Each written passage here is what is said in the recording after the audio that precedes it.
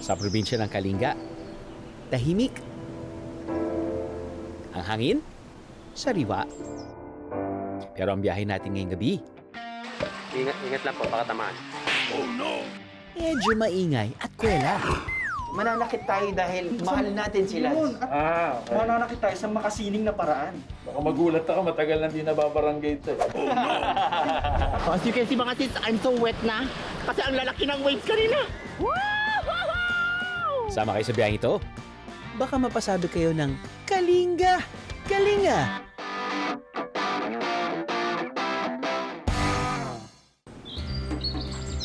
Landlocked o napalilibutan ng lupa ang Kalinga, isang probinsyang nasa bandang gitna ng Northern Luzon. Tatak na ng mga kabundukan dito ang mga hagdang-hagdang palayan. Hindi kayo mabibitin sa pagnamnam ng malamig at sariwang kalikasan. Ang lamig sa Kalinga, akmang-akma para sa paghigop ng mainit na sabaw. At sa parting ito ng Cordilleras, bida riyan ang pinikpikan. Ngayon, magkakatay tayo ng pinikpikan. Ang ano ng pinikpikan means yung dahan-dahan na pinapatpat. Ang mga sangkap ng pinikpikan di nalalayo sa tradisyonal na tinola. Pero dinadagdagan ito ng pinausukan at pinutuyong karne ng baboy o yung tinatawag nilang itag o kiniing. Para yung dugo na mahalo sa katawan hanggang mamatay. Para po yun ang pinikpikan. Tapos sinusunog po Yung feathers. feathers niya. Yung lahat ng ano niya. Hindi lang sa Baguio, basta medyo sa mountain region talaga. Opo. At ginagawa niyo po ito dahil may okasyon na espesyal o kahit na pang-araw-araw lang din? Kahit may okasyon o pang-araw, gusto mong kung anong gusto mong ulam. Masarap kasi pinikpikan. po yung sabaw ng pinikpikan eh. Opo, kasi may ano po ito may itag. Itag. Lalo po yung pinausukan na... May smoky flavor po siya, opo. Opo. Yun po ang mga halo ng pinikpikan.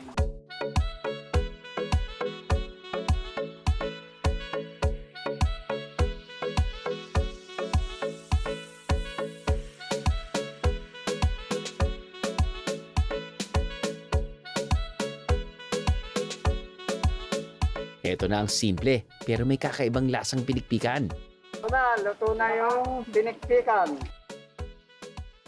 Matagal-tagal ko na pong hindi nakakatikim ng pinikpikan. Ilang taon na din.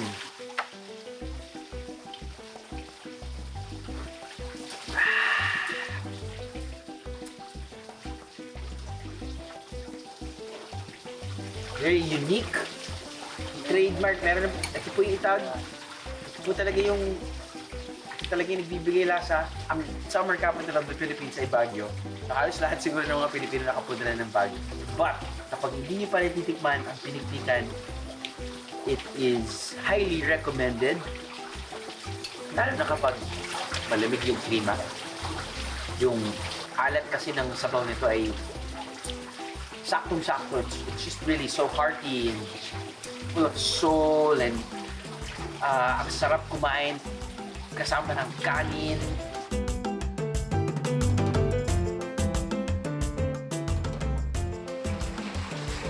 Salamat, sir.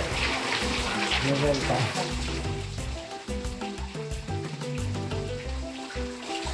Sarap ba?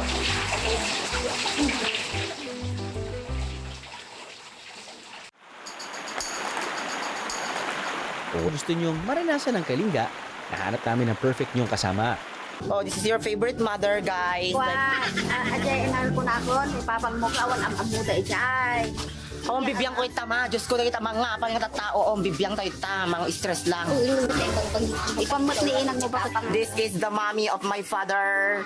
Paghay ka mainang ay. Hi! Hello. Hi.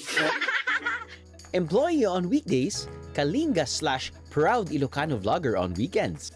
Siya ang makulit at malikot na si Andy Morena.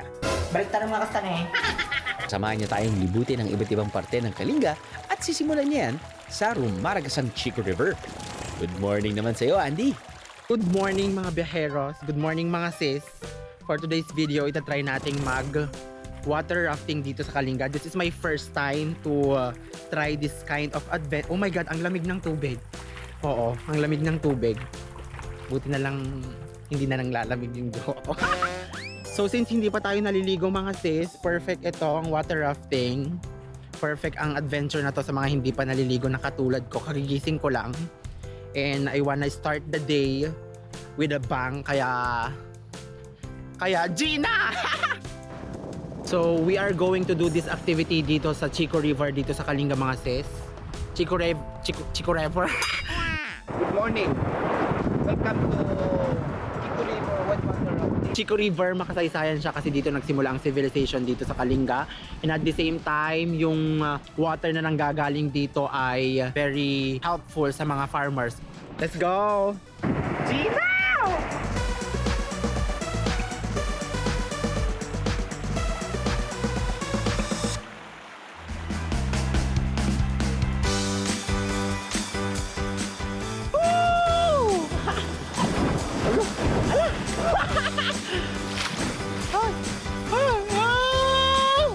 I wanna go home na. Charing.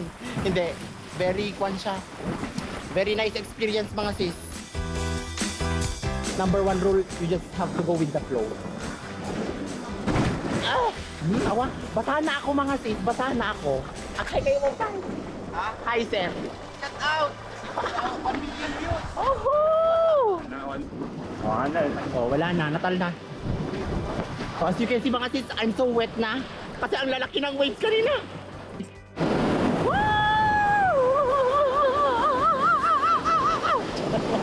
Aso ka? Perfect. Wow! Thank you so much GMA talaga. Sponsor. Bro, thank you so much. Biyahe ni Drew sa sponsor. 2,500 pesos per person ang whitewater rafting adventure. Kasama na riyan ang transportation, snacks at full meals. Sobrang sulit na. Napaka-boring naman ng rafting. Charing. Oh, joke lang. Joke lang. Wala, natatamimi na lang ako sa ganda ng adventure. I'm living my dream. I'm living my life. Kailangan natin humawak. Humawak. Lala. Ang saya-saya lang talaga ng life.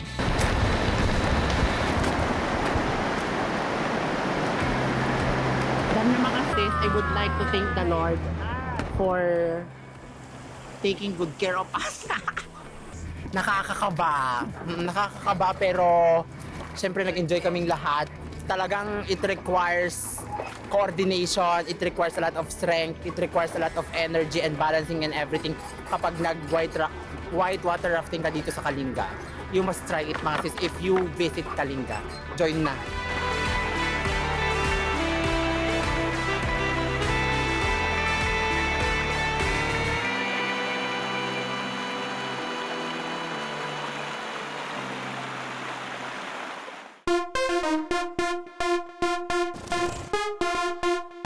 Matapos kumabog ang dibdib sa rafting adventure, kakaibang kaba o kalma naman ang titikman natin dito sa Kamaynilaan.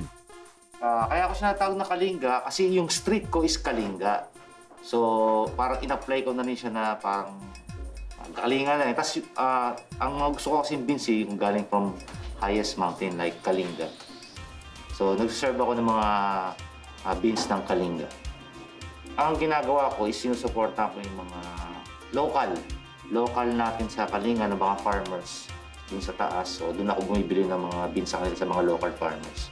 Para at least meron silang trabaho.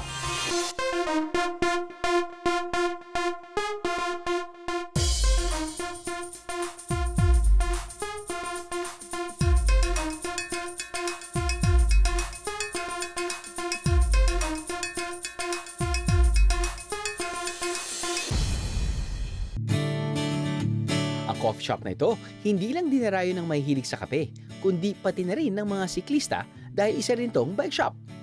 Sa bike shop naman, nagba-bike spa ang tawag namin yan. So yung iba, habang nagkakape sila or nag-aantay ng bike nila na matapos, dito lang sila, nagpa-coffee lang sila. Habang tune up at saka binabike spa yung bike. So bike spa is a combination ng tune up, Yung repair, tas wash, tapos may wax na siya.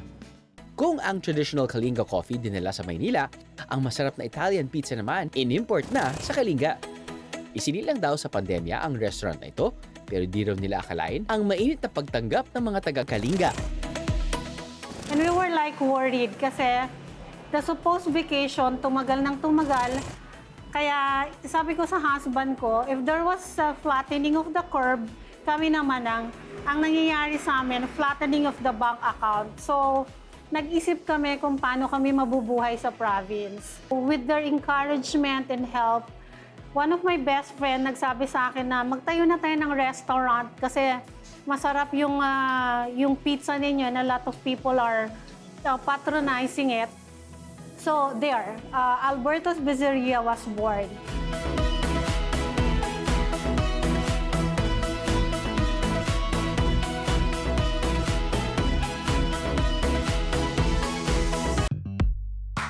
May kakaibang adventure akong papagawa sa mga bagong miyembro ng biyahe ni Drew Team. Sige nga, try mo nga. Unang-una, bakit ho kayo nagnanganga? Kasi po, yung traditional po talaga sa amin ang nga. Opo. Mas maganda kung sa sigarilyo. Saka kung malamig po, mainit yung tainga. Saka isa, hindi mo, lagi basta ang hindi mo napapansin na gutom ka na. Ito, may ang daming sangkap to. Yung bunga, tabako, buyo, saka yung apog. Okay. Pero yung mga first time na magnganga, huwag lagyan ng tabako. Ito lang, bunga saka lang. Mas maganda, marami ang tip mo para hindi masunog ilaw. Ano po to, Betsin? Apog po. Apog. Ito po, yung apog, para yung yung suso na Pilipin. So, kailangan mong pasok sa kaliwa mong ilong. Dito lang. Dito pala sorry, parang, PC pala. Dito po ba? yung kung saan ang pagnat-ngat mo.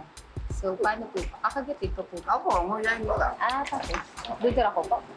Kapag may dudura. So, parang chewy gum. Wag lang, Parang chewing gum. Wag lang lunukin.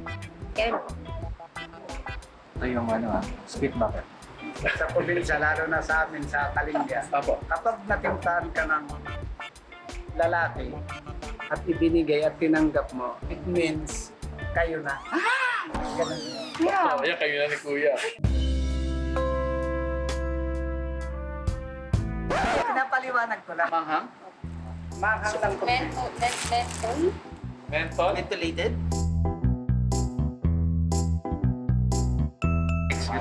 Hindi yung mo yan. Ayun, parang kumain ka lang sa Korean restaurant. Alam mo yun, yung naglalagay ka ng gano'n tapos may barbie. Ha? Samgyupsal! Oh. Hindi yung lips mo, para kang nag-lipstick. Para kang nag-lipstick. natural. Oh. Ano, Mike? Kamusta? Mapait. Mapait? Talaga namang mapait yan. No. Hindi lang steady sa isang Kailangan steady lang sa isang side. Baka ginawa ka Kung saan Ginawa pong rambutan eh. Umiinit po. Kaya right. Umiinit ang ulo ko. Hindi na ulo mo. Pero kung tatak Kalinga rin lang ang pag-uusapan, isa sa pinaka-pinagmamalaki nila ang mambabatok o traditional tattoo artist na si Apo Wang-od. Ang patpat, pati ang tinik ng pomelo, nagiging mga instrumento para makagawa siya ng mga buhay na obra. Pero kung di kayo makadayo papuntang Kalinga, alam niyo bang sa Metro Manila may nagtatattoo rin gamit ang tradisyonal na paraan ng pagbabatok? Isa sa gumagawa nito, si Roel. Ang hand poke tattooing ay isa sa pinakamatandang pamamaraan ng pagtatattoo. Mano-mano lamang ang paglikha ng sining. Nakapunta ako rito gawa ng dala ng aking advokasya talaga at pagkamangha sa kasaysayan ng ating mga ninuno. So, Pards, anong ginagamit mo pang pag-tattoo? Pero in your language, Babatik. babatik. So ito yung ginagamit ko sa pagbabatik o pag-hand poke tattoo. So unang-una, kailangan natin ng tinta. Tinta. Okay. Ayun. So ito yung ginagamit kong ink. Okay. Ayan. Mas mainam kung mas malabnaw kasi mano-mano nating gagamitin yung ating mga kamay sa pagtatato. Kaya ina-advise ko na malabnaw yung ink. Malabnaw. Siyempre, para sa kaligtasan, mga gloves. At ito yung masakit na mapanakit yung ating karayo. So hindi na to yung calamansi thorn. Na dating ginamit ni Wang On sa akin at gumugo na. Katakot-takot at napakasakit talaga. Grabe. Siyempre, samahan natin ng antibacterial soap. Okay. At petroleum. At ayun, ready na tayong manakit. Siya nga pala, ang aking mabibo at magiting road manager na si Lance. At para sa mga hindi nakakaalam, si Lance ay willing na magpatattoo. Pero sabi nga nila, parang mas maganda yung samahan nyo. So, kahit na magkamali, okay lang. Siya ikaw magtatato. Siya ang magtutuloy. Ako yung mananakit. Mananakit. Handa ka bang masaktan, bro? Laban ako. Oo, nasaktan ka Sanay na. na akong masaktan. Ayan! Dinurog! Binasak! Binasak! At yung sakit na yun, matagal gumaling. Matagal. Pero ang Matagal. hand tattooing ay mas mabilis. Mas mabilis. 2 to 3 weeks lamang, fully healed na. 4 na araw kaya na, bro. Hindi gaya nung tinutukoy niyang sakit, tumatagal ng taon. Sabi pa naman ng asawa ko, mabigat daw yung kamay ko. Tingin ko hindi. Hindi naman. Kasi nakikita ko sa kamay mo na yung paghaplos mo ay maganda. Pero mukhang iba kasi nakikita ko sa mga mata mo na sabi kang saktan itong ating kaibigan. Hindi naman, hindi ako. Ako pa. Hindi, yung lalaki yan. Hindi mapanakit yan. Hindi ako mapanakit.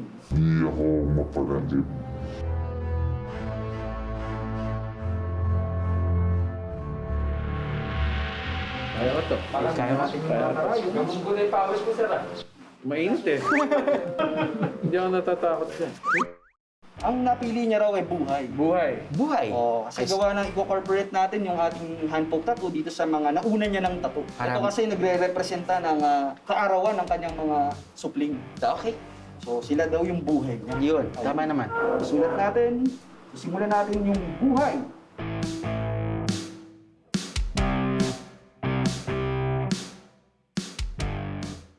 Nag-umpisa ako way back 2017 sa interes sa kultura ng pagiging pintados ng ating malayang lahi ng Pilipino at interes sa kasaysayan, sa kalinangan at nagising din yung advokasya ko sa pagsusulong ng baybayin. At doon ko na umpisahan na isipin na ikonekta yung makalumang pamamaraan ng pagtatato sa kasaysayan na gusto kong i-promote. Ngayon, pagdating ng 2020, nag-full-time na ako bilang isang hand poke tattoo artist. Ano kaya ang magiging itsura ng aking kaunaw ng hand poke tattoo?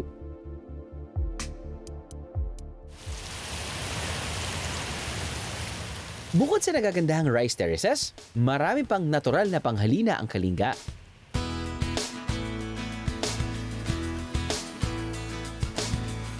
Sa iba't ibang bahagi ng kabundukan dito, may nakatago raw ng sikreto. Isang lugar para sa naghahanap ng peace and quiet. What we offer here is nature. Ito po yung Kalinga talaga. You are in the top of the mountain, enjoying the cool weather. You can listen to the birds, insects at nighttime. Tapos pag sa gabi, para kang naka-aircon na dito kasi malamig siya. Sa entrance fee na 150 pesos for adults at 100 pesos for kids, pwede niyong ilayo sa kase-cellphone ang inyong mga anak kahit sandali lang. Hehe. No Wi-Fi po dito sa Treetop. So, lahat ng pamilya pag dinala mo dito, walang naka-cellphone, walang naglalaro, kundi nag-uusap talaga kayo. You're enjoying the family bonding. Ang pagbiyahe sa Kalinga, nakakapagod. Lalo na kung isa kang dayo. Buti na lang, kahit walang naglalaki ang hotel dito, meron namang magagandang homestay sa paligid. Ang ibang homestay, may kani-kanilang attraction pa. Ang isang binisita ni Andy, may pinagmamalaking fossil garden at mini museum. Hi mga sis, since today madami kaming ginawa. So we have exerted a lot of effort and a lot of energy. Madaming naubos na energy mga sis. We deserve a good rest. Charing!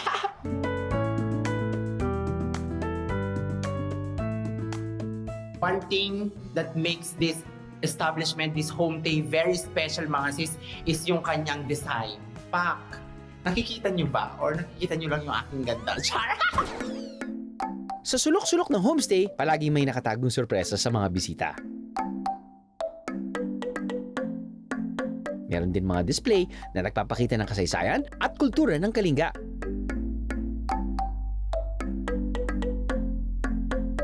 So dito kami hihiga.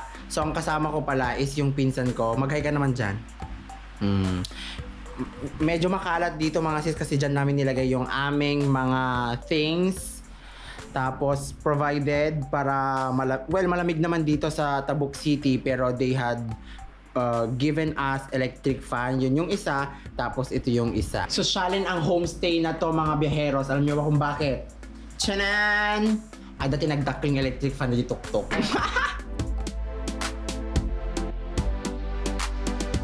Perfect. Just like me and the night. Kung pupunta sa Kalinga, pinakamagandang i-timing daw kung may okasyon. Birthday, kasalan, piyesta o anuman. Bakit? Para matikman nyo ito. Ang kanilang version ng palitaw, mochi o bibingkang malakit, inandila. Ituturo yan sa atin ni Kuya Noel na tubong Kalinga. Pangunahing sangkap ang malakit na bigas na hinugasan at binabad sa tubig para mas madaling bayuhin at gawing pinong glutinous rice flour. Nariyan ang asukal at nyog. Nakukudkurin, pipigayin at gagawing gata.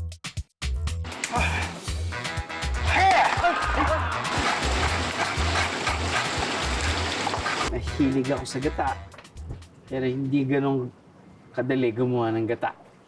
Sa Kalinga, ugali namin na kapag yung nag-asawa ka, yung babae at ang parents, katuwaan lang sa kanila. Naghahanda sila ng malagkit, ng marami. Tapos sasabihin nila sa taong bayan, sa mga barangay na, oh, ganito gagawin. Tapos maghanda ng palay, babayuhin. Tapos kung ilang sako, ibabad nila yan.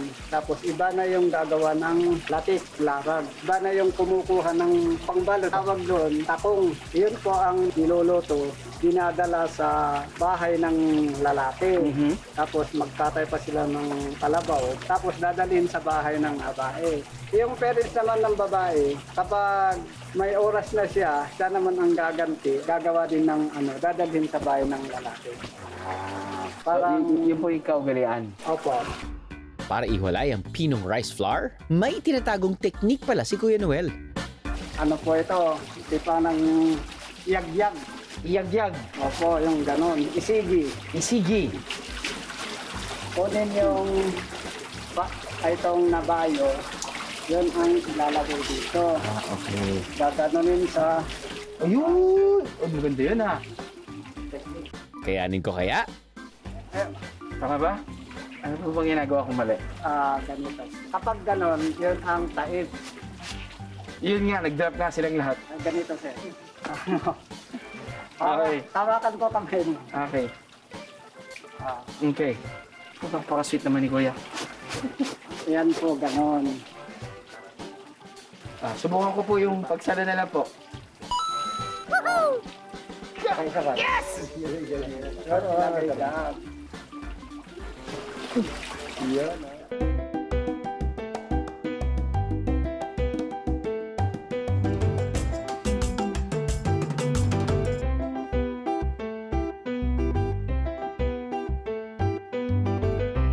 Matapos balutin sa dahon ng saging, ipinasok na sa palayok at nilagyan ng tubig ang inandila. So habang inaantay po natin maluto to, gagawa tayo ng latik.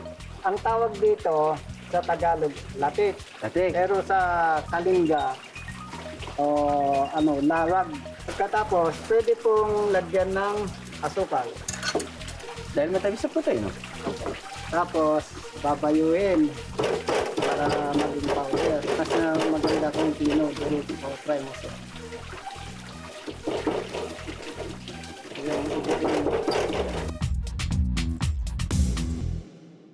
Ang pinukuloang dila-dila o inandila, tinanggal sa dahon ng saging at binudburan ng dinikdik na latik na may asukal. Yan na! Tikman na natin! Ito ang tawag nilang inandila. Ilabos ko ng aking dila. Kahit na na-appreciate ko pa rin po yung lasa dahil sa dinami-dami ng kakanin na finiture natin, there is a limitation where the taste will, or how it will taste. Diba? Parang konting adjustment lang ng, or konting kaibahan lang ng lasa. It depends on the type of ingredient that they put in. But the consistency will always be very chewy, very pleasant. And then it depends kung matamis, mas matamis, sobrang tamis, putol pa tamis, you know. But then again, this is their style. Yung style nila ay saktong tamis lang. But you still get the gooiness and the chewiness of the glutinous rice. Sa Manong.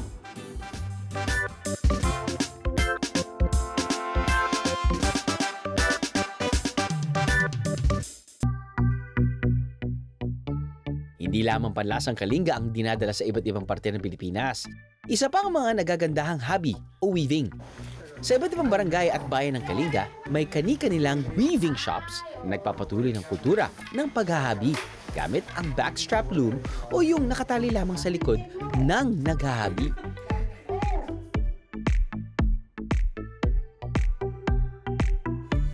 First honor, Charles.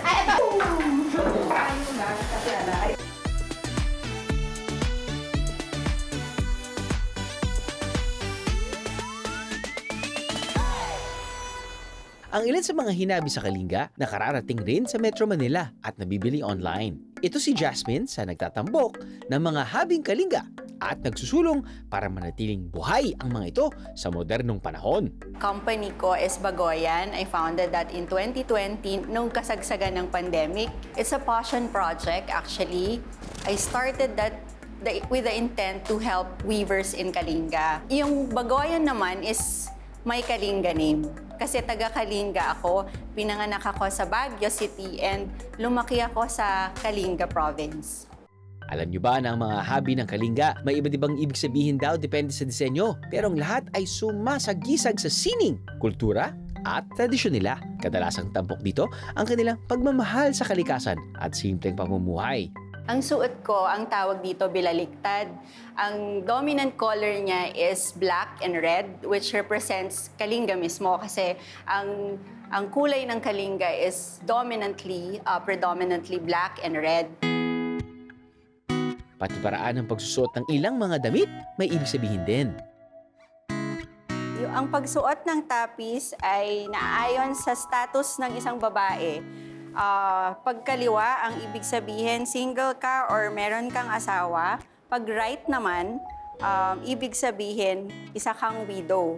So, after ng tapis, sinusuot naman yung belt, tinatali siya sa kaliwa.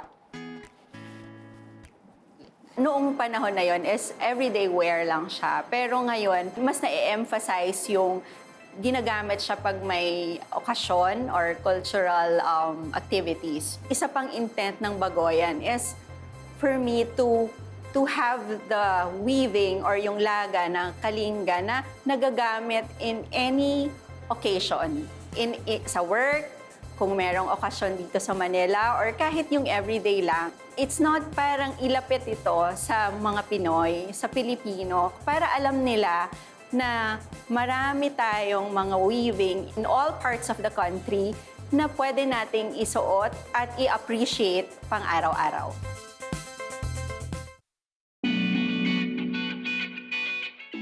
Kung akala nyo, puro cultural tour at river rafting lang ang meron sa Kalinga, nagkakamali kayo. Dahil sa kalawakan ng mga bulubundukin this side of Kalinga, may ATV adventure na naghihintay.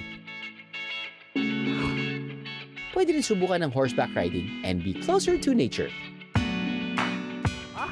True! You know, a horse riding on a horse. Mga sis, ang place ay napakabongga. Very peaceful, pero with the things na present here, you can make yourself busy and you will find yourself happy. Cut! It's my first time to ride an ATV. At first, mga sis, natatakot ako, pero kailangan natin i-conquer yung fears natin.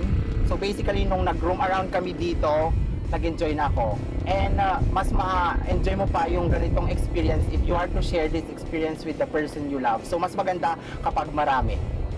Ang pinaka-fulfilling na part sa aking ATV adventure mga sis is when I have reached the peak of the ranch. Alam niyo ba kung bakit? Napakasariwa ng hangin doon at sinabayan pa ito ng magandang tanawin. O, di ba? Bongga!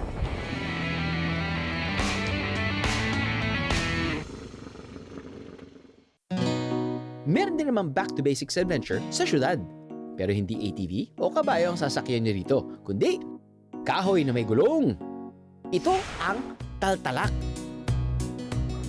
Taltalak is before they use this as a mode of transporting goods from one place to another.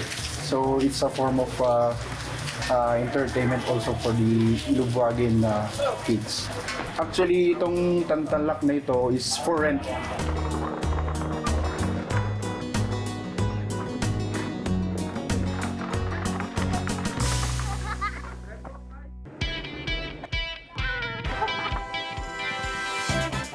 Ang taltalak, parang version nila ng go-kart. Gravity-powered pa. Huwag lamang kalimutan ang prenong depa para huminto ang sasakyan. So yun, we have tried and we have experienced riding sa isang tantalak dito sa Lubwagan mga sis. At syempre, since it's my first time, nakakakaba. Pero sabi nga nila, we should conquer our fears at nairaos naman. So basically, thumbs up, nag-enjoy ako and I cannot wait for you to try it if you visit Kalinga soon. Kung gusto niyo itong ulit-ulitin, syempre, what goes down must come back up again. Push mo yan, Andy! That to reveal na sa aking road manager na si Lance. So ngayon, ano na, handpoke ni Drew. Masarap. Hindi siya ganun masakit. Mas masakit pa ang kagat ng langgam. So gawin na natin, okay. At ang husay ni Drew. Oo, nabuo yung S. Ngayon, isa sa magandang parte doon ay naging parte ka na ng buhay mo. Yun, di ba? Buhay. Connection. Yeah, feeling ko kulang pa yung pag-pierce ko eh. Kailangan pa ng konting pressure, I think, para talagang pumasok yung tinta talaga sa balat. Yung importante doon. Ayan, that mga ganyan mga diin siguro ginagawa niya. Oo. Yung kanina yung siya medyo light. Kanina parang ginaganon ka lang muna. Kaya kasi siguro parang wala pa ako masyado nararamdaman. Ngayon may nararamdaman na kayo. Isa kang tunay na magbabatik. Ako ang tunay na naglalatik. Bilang alagad ng sining ng tattoo, sinikap ni Roel na makapagpatattoo kay Wang-od. At itong Mayo 2022, natupad din ang pangarap na ito. Masasabi kong sobrang busog ang lahat.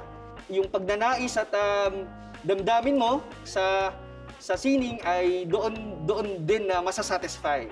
Kay Apo Wang-od, ang inilikha niya sa akin ay yung kaniyang signatura, yung 3 tuldok. Ang sinulat ko sa kanya ay baybayi ng Apo o nakatatanda o ginagalang o nirerespeto. Sapagkat yung salita lamang na yon doon pa lamang nakapaloob na ang malaking respeto at malaking karangalan para sa gaya ni Apo Wang-od. Napakahalaga ng batik o tattoo noon pa man. Kung ikaw ay may batik at ito ay karamihan na, tatawagin ka ng batikan. Gayon sa modernong panahon, pag sinabing batikan, ikaw ay eksperto. Gayon din sa ating mga ninuno. Tatawagin kang batikan kapag ikaw ay puno na ng mga batik, pagkat ito ay tanda na punong-puno ka ng kasanayan sa napili mong larangan. At ayan, tapos na. Salamat. Para inabot lang nga talaga ng mga 15 minutes. Ganun kabilis, para ka lang nag-drive-thru. Ayun. Uy, congrats sa bago mong batik. Galing, bro. Galing. Husay. Isa ka ng batikan. Anong pakiramdam mo? Wala. Makatang Lance? Hindi ganun kasakit. Hindi ganun kasakit. Mahusay kang bumatik. Ayun. Naglatik-latik. Naglatik.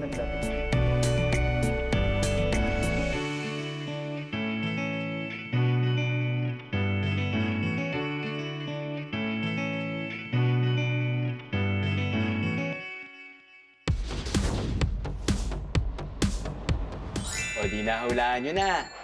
Payong! O, tandaan nyo ng camera nyo. Sa selfie na tayo. Ready? 5 seconds to guys ha. Go!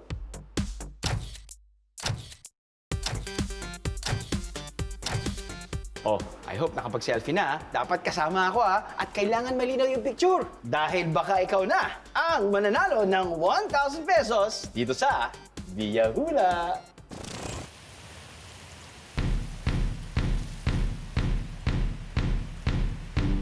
Ang yaman ng Kalinga, kultura, kasaysayan, at kalikasan. Hindi matatawaran. Ang angking galing ng mga taga rito, tinatangkilik at tinarayo pa ng mga taga-Ibayo. Kumpletos rekados ang mga sangkap para sa isang biyaheng hindi malilimutan. Dito, siguradong mapapasabi ka ng Kalinga, galing ah!